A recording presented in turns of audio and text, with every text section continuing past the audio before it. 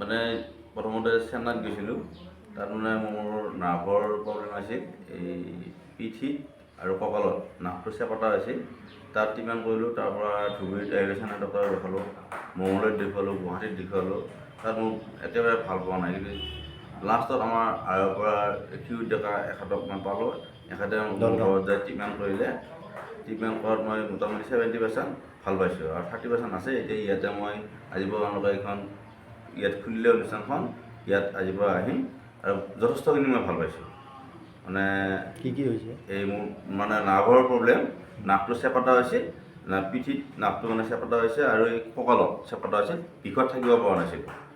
এই বিষটো এতিয়া মোটামুটি 70% আৰোগ্য হৈছোঁ। কিবা কৰিব দিছিলে নেকি ডক্টৰে? ডক্টৰে মোক ব্যায়াম কৰিব দিছিল আৰু মেডিচিন দিছিল, আৰু অপাৰেশ্যনৰ কথা কৈছিল। কিন্তু অপাৰেশ্যনটো মই বৰ্তমান কৰিব লগা নহয়, কৰা নাই। এতিয়ালৈকে মানে মোটামুটি যথেষ্টখিনি ভাল পাইছোঁ। আৰু এখেতে কৰি আছিল ঘৰত যায়।